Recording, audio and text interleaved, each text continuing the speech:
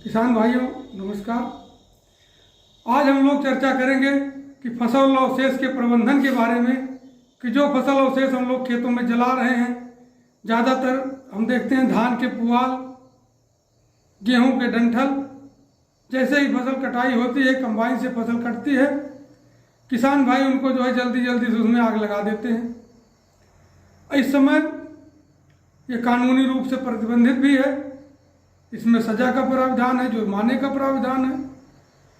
उसके अलावा जो मुख्य बात उसमें है कि इससे बहुत ज़्यादा आप जो है अपने समाज का, अपने खेत का जाने अनजाने में आप नुकसान कर रहे हो, जिसको आप जान नहीं पाते हो, आप उस पर ध्यान नहीं देते हो।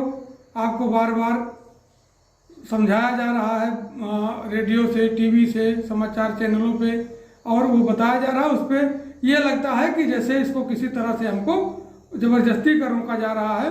लेकिन उससे क्या नुकसान है, उसको कैसे हम प्रबंधन करें।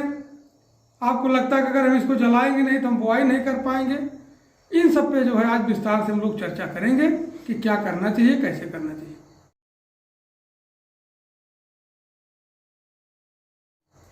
तो सबसे पहला इसमें नुकसान क्या है कि जब हम जलाते हैं तो इसमें जहरीली गैस निकलती है। कौन कौन सी गैस?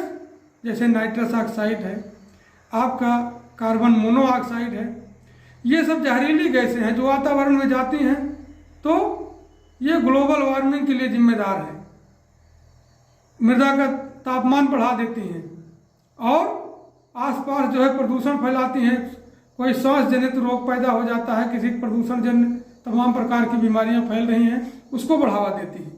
और दूसरा जो नुकसान होता है कि जैसे आप आग लगाते हो तो मृदा के जो भौतिक गुण हैं आपके, जो ये मिट्टी में आपके जो इसके भौतिक गुण हैं, वो जो है उसकी गुणवत्ता बहुत खराब हो जाती है। उसमें क्या होता है, सबसे पहले तो मृदा की सतह जो है वो कठोर हो जाती है। अमूमन देखते होंगे जो अच्छी मृदा है वो मुलायम रहती है, लेकिन जब आप उसमें आग लगाते हो तो उसमें कठोरता आ जाती है, मिट्टी पक जाती है। दूसरा क्या काम होता है कि मृदा के अणुओं की सघनता बढ़ जाती है। कैसे बढ़ जाती है कि जब आप आग लगा देते हो तो जो अणुओं के बीच में कार्बनिक पदार्थ है, ह्यूमस है, वो सब जल के नष्ट हो जाता है और मृदा के कण आपस में जुड़ जाते हैं। आपस में जब जुड़ जाते हैं, मृदा का तापमान बढ़ जाता है, तो उसमें से हवा और मृदा के उसमें बीच में जो उपस्थित हवा है, पानी है, वो सब नष्ट हो जाता है और मृदा के कण आपस में सिमट जाते हैं। उससे मृदा की क्वालिटी खराब हो जाती है, मृदा की जल धारण क्षमता कम हो जाती है और वायु संचार बिल्कुल कम हो जाता है।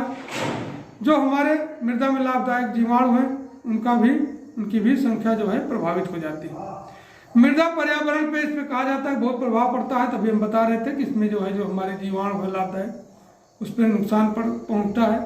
जो मृदा पर्यावरण में मृदा जीवाणु हैं, जो लाभदायक कीट हैं, जो हमारे दुश्मन जो कीट हैं जो फसल को नुकसान पहुंचाते हैं, उनको नुकसान खाने वाले, उनको मारने वाले कीट हैं, वो सब नष्ट हो जाते हैं। लाभदायक जीवाणु नष्ट हो जाते हैं। जो 15 सेंटीमीटर गहरी जो आपकी सरफेस है मृदा की ऊपरी, जिसमें आप फसल की कर्षण क्रियाएं करते हैं, फसल उत्पादन काम करते हैं, उसमें सब में जो है केचुए हैं और लाभदायक और हमारे मित्र कीट हैं, जो जीवाणु हैं लाभदायक, वो सब जो है नष्ट हो जाते हैं।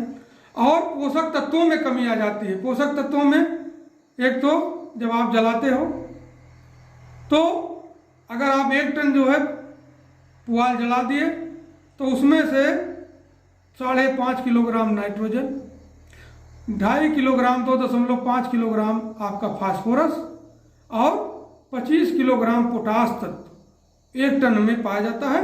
वो पूरी तरह से नष्ट हो जाता है। और सल्फर कितना नष्ट हो जाता है इसमें? सल्फर नष्ट होता है 1.2 किलोग्राम। सल्फर तत्व जो मूल तत्व है वो नष्ट होता है 1 टन में। और जब आप 1 हेक्टेयर में लगभग 50 से 60 जो है कुंटल आपका फसल अवशेष रहता है, 5-6 टन हो गया, तो उस हिसाब से आप जोड़ लीजिए तो कितने पोषक तत्व आपने जला के नष्ट कर दिए। अगर वो मृदा में मिले रहते तो उसकी जगह पे हमको जो है प्रतिपूर्ति ना करनी पड़ती, कम उर्वरक का प्रयोग करना पड़ता, काम चल जाता। दूसरा का नुकसान है कार्बनिक पदार्थों की जो मात्रा है वो घट जाती है मृदा में।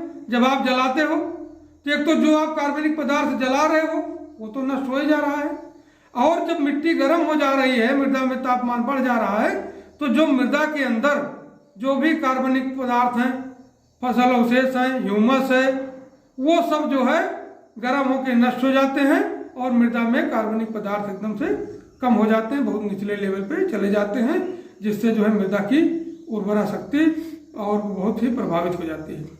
पशुओं के लिए चारे की समस्या आ जाती है। अभी आप देख रहे होंगे सब लोग एक तरफ से जितना कंबाइन हार्वेस्टर से कटा, उसको ज़्यादातर लोग जब मौका पाते हैं, कोई रात में जला दे रहा है, कोई दिन में जला दे रहा है, कोई सुबह शाम में, ये कि हम जो है कोई हमको देख ना पावे, कोई कार्रवाई ना होने पावे, उसमें जाके माचिस लगा दे रहे हैं, कोई दौड़ के आग लगा रहा है। तो ये लग रहा है कि हम जल्दी से साफ कर दें खेत, हमको जो है खाली बुआई करना है।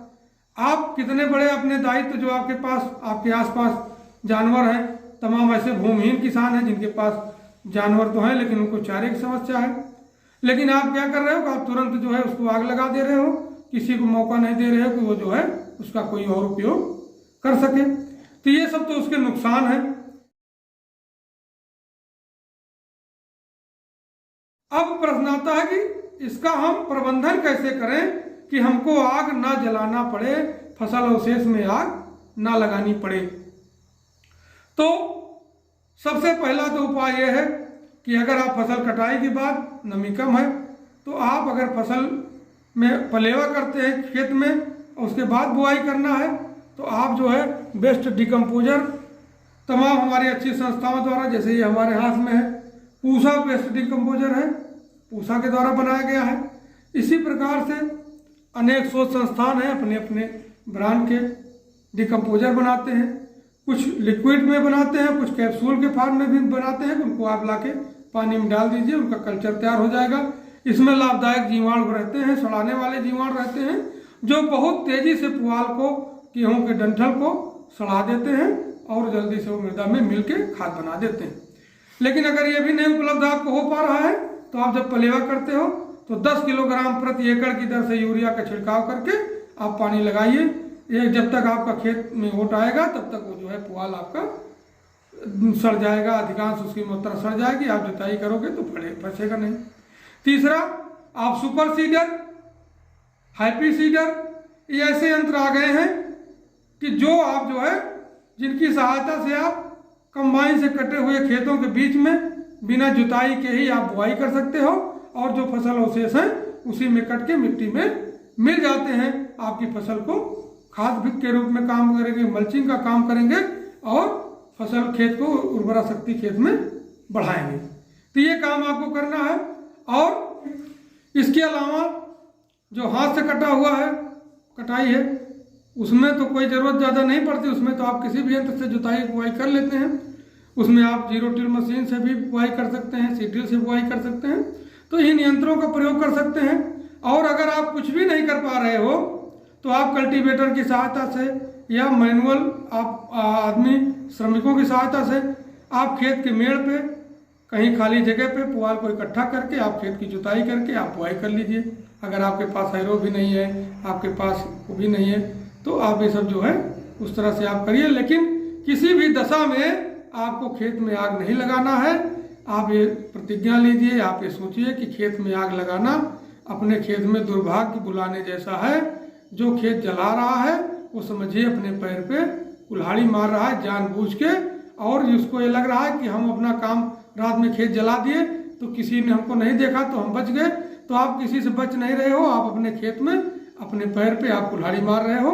इसका आप विशेष ध्यान दीजिए। किसी भी दशा में खेत में आग नहीं लगाना है।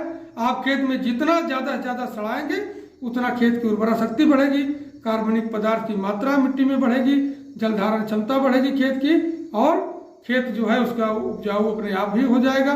जब ये सब चीज़ें बढ़ेंगी आप कम खाद में, कम उसमें जो है आप ज़्यादा उत्पादन प्राप्त करेंगे। यही कहना था कि आप लोग जो है खेत में किसी भी दशा में आग न लगाएं, इसका विशेष ध्यान दें। धन्यवाद।